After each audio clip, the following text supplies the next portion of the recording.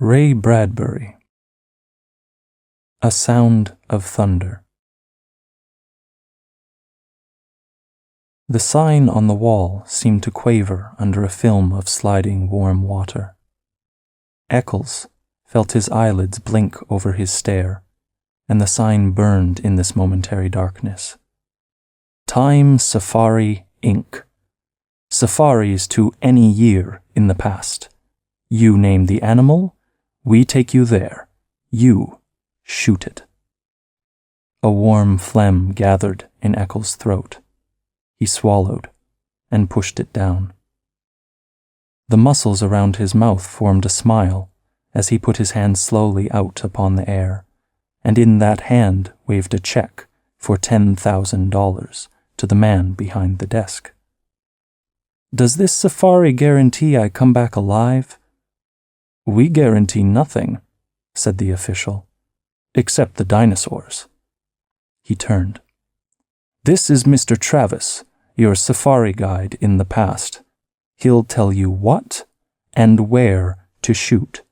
If he says no shooting, no shooting. If you disobey instructions, there's a stiff penalty of another $10,000, plus possible government action on your return.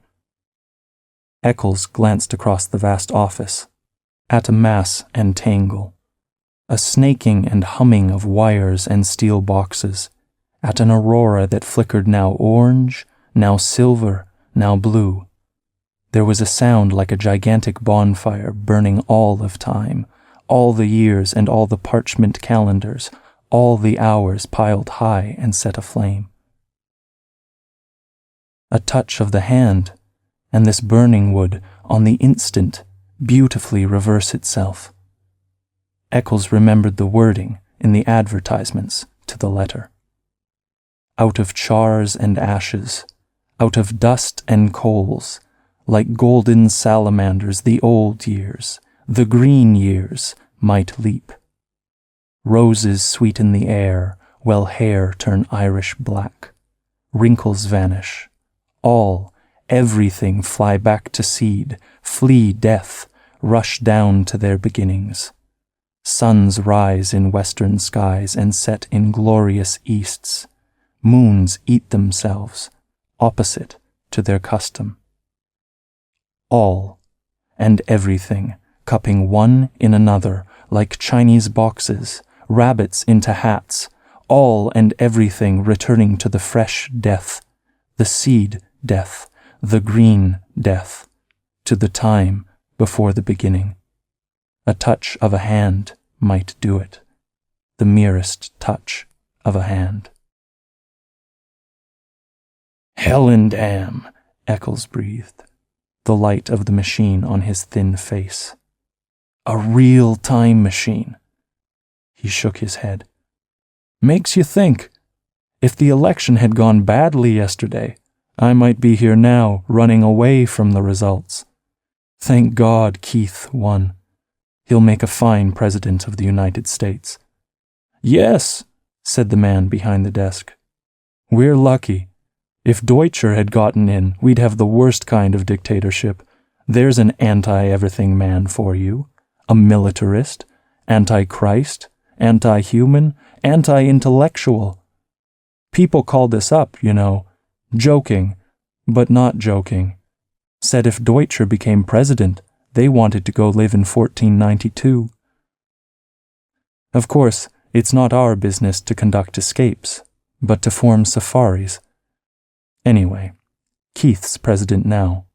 All you got to worry about is shooting my dinosaur. Eccles finished it for him. A Tyrannosaurus Rex, the thunder lizard, the damnedest monster in history. Sign this release.